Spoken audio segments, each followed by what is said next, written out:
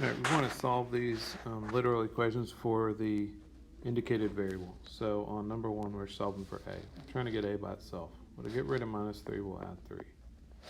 Since the 5 and 3 happen to be like terms, we can combine them and get 8. So we can say 8 equals a, or you can say a equals 8. Not a big deal which side of the equation your variable is on. Number two, we want to solve for capital A. We're trying to get a by itself. To get rid of minus b, we'll add b. Now the c and b are not like terms. You can't combine them. And so we have a equal to c plus b. The order on the addition does not matter. So you can't combine the c and the b because they're not like terms. But we did get the a by itself, so that's what we call solving for a. All right, number 3, we're trying to solve for x. We want to get the x by itself. To get rid of multiplying by a negative 2, divide both sides by a negative 2. 6 divided by negative 2 is negative 3. So we got the x by itself. We have solved for x. So x equals negative 3. Number 4, we have I times r equals v.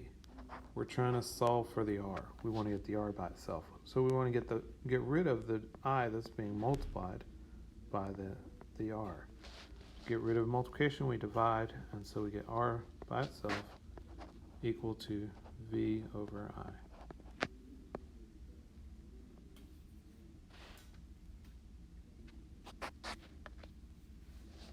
Number 5, trying to get the x by itself. To get rid of division, we'll multiply. So we'll multiply both sides by 5. So we'll have 3 times 5 is 15. We have x by itself. We solved for x.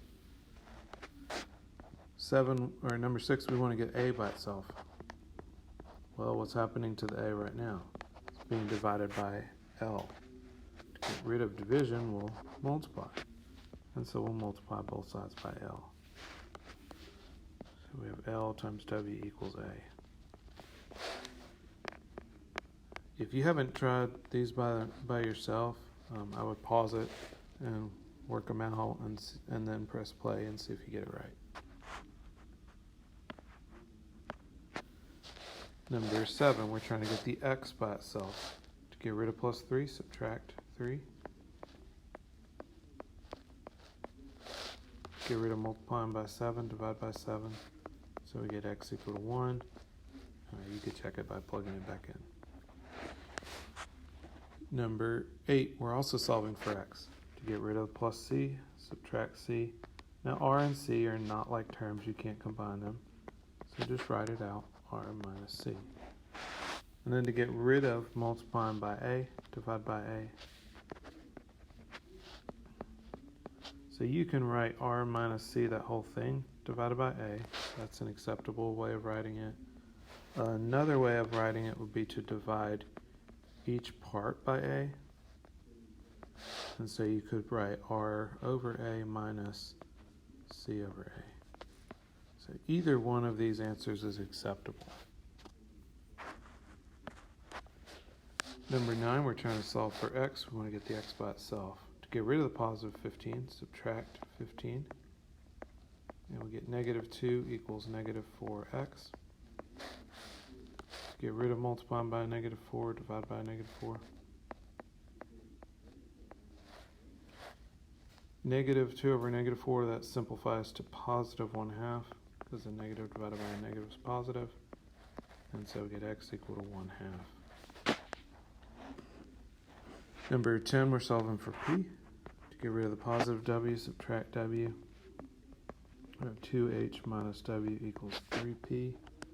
And then to get rid of multiplying by 3, divide by 3. Again, you have the choice of either writing it as 2h minus w, that whole thing, divided by 3, equal to p, or you could write, and this, which side it's on doesn't matter. You write 2h over 3 minus w over 3.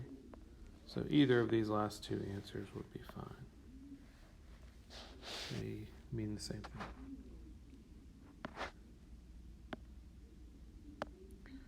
All right, and then 11, we're trying to get the g by itself. To start with, we need to get rid of division by r squared.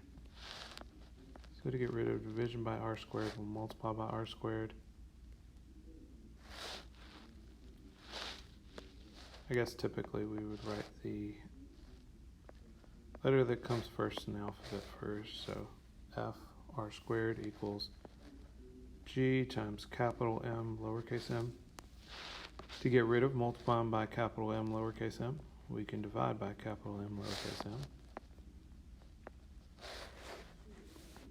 And so we get f r squared over capital M lowercase m equals g. Or you can write the g on the left side.